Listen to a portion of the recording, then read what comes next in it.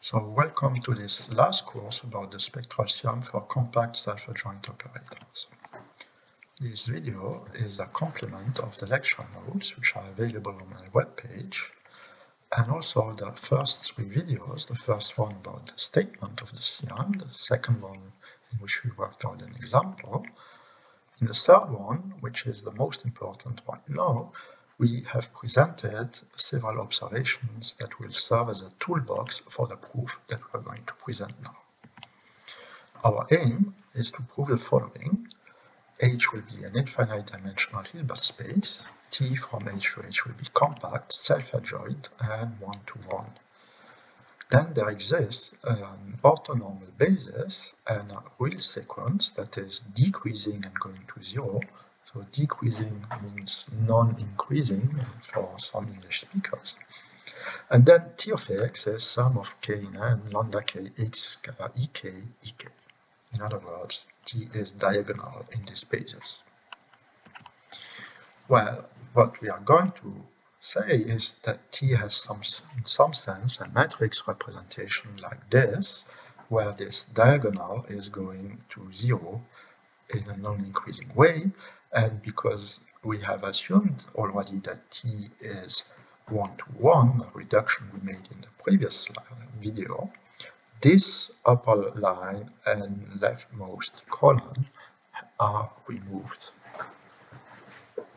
Okay, the proof is an induction that goes in several steps. We start by introducing F1, that is the direct sum of the eigenspace for the eigenvalue norm of T and the eigenspace for the eigenvalue minus norm of T.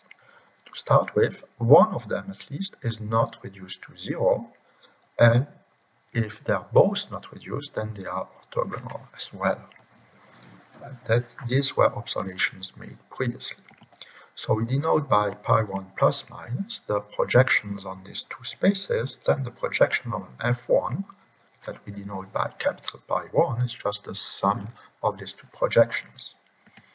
We call M1 and M2 the dimensions of these spaces, so that D1 is M1 plus M2 is a dimension of F1. And I said this dimension is at least 1.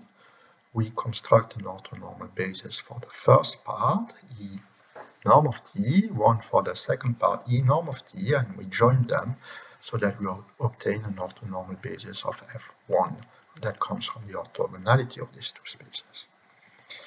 And by definition, the eigenvalues of T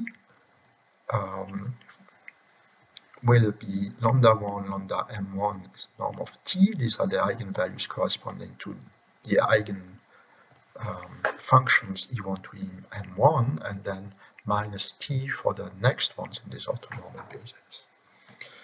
And then, because F1 is stable under T, so it is its complement, and this allows us to write T as pi1 T by 1, which, as said, is diagonal. It's sum of k equals 1 to d1 lambda k x scalar ek, plus I minus pi1 Ti minus pi1, and note that I minus pi1 is the projection on the supplementary space to F1, the orthogonal complement. We denote this operator by T1, and as orthogonal projections are self-adjoint, T1 is self-adjoint, and as T is compact, if we compose it with other operators, we still get a compact operator. So T1 is also compact and self-adjoint. What we have just said is that we have identified the upper left corner in the matrix decomposition. We have our vectors E1, En1, and the eigenvalues will be norm of T for some time, and then minus norm of T. Some of those may not exist. And then we have to continue like this and identify the next piece.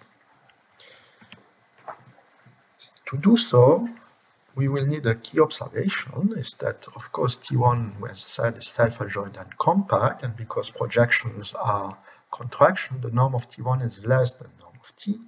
And the observation is that we have actually strictly decreased the norm.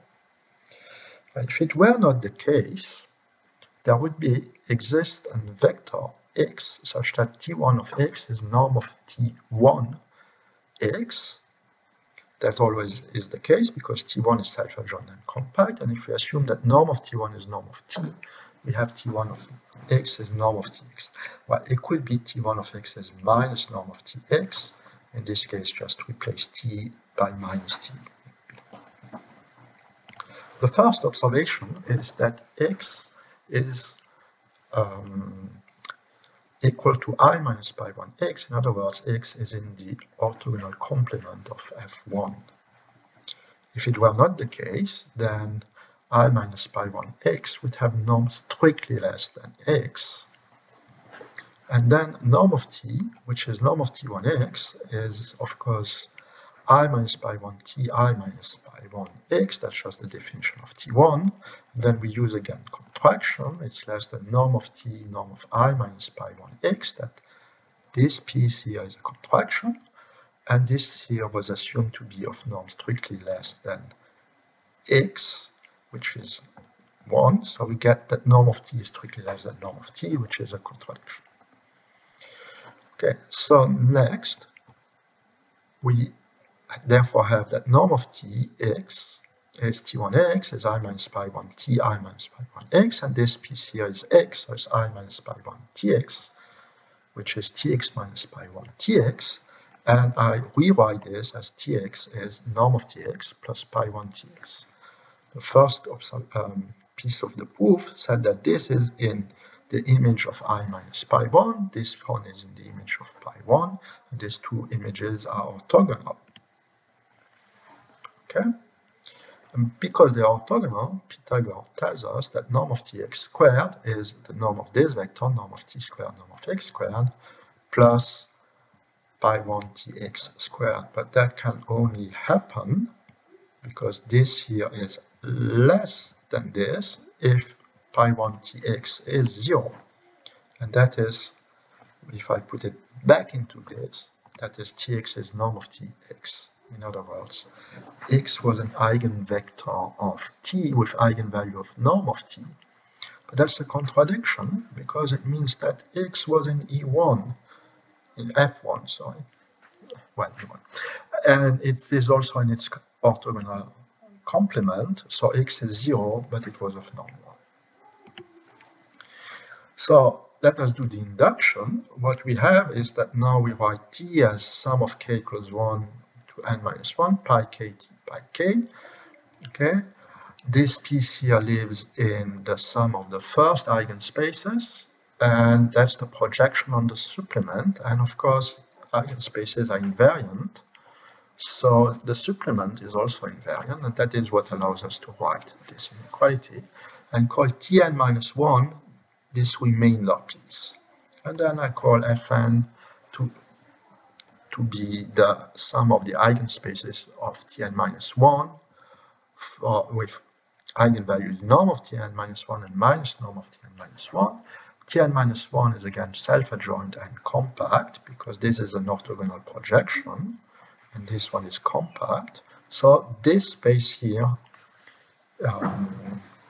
one of them at least is not reduced to 0 and they are mutually orthogonal. So as previously, I consider the orthogonal projection on this space, their dimension, call it dn, the dimension of Fn, take an orthonormal basis of the first part, an orthonormal basis of the second, join them because the spaces are mutually orthogonal, I get an orthonormal basis of Fn, sorry for that. And they are made of eigenvalues. This one eigenvalues they're made of eigenfunctions. This one are eigenfunctions for the eigenvalue Tn minus 1 and the following one for the eigenvalue minus Tn minus 1. And then I add this new piece to this sum and I get a new remainder. That is not... Okay. Tn is not this, is sum from I minus sum from k equals 1 to n by k. And what we want to show is that T is actually the infinite series, sum of k equals 1 to infinity, pi k t by k, that is Tn goes to 0. Well, why would this be the case? Also note that norm of Tn is strictly less than Tn minus 1, that is saying that the eigenvalues decrease. call dn the dimension that I have obtained so far, and then lambda dn to lambda dn plus 1 minus 1 is norm of dn. And now in each, I take the first vector that I have in my eigenvalues. That's an infinite orthonormal system. As such, it goes to 0 weakly. Every infinite orthonormal system goes weakly to 0. That is a consequence of Bessel's inequality. And because T is compact, it sends weakly convergent sequences to strongly convergent sequences. So T E dn goes to 0. But then lambda Tn, mod lambda dn, which is mod lambda dn, norm of E dn, they are norm 1, is T E dn is 0, goes to 0. Okay, that's exactly what we wanted to prove. Thank you for your attention. The full notes are available.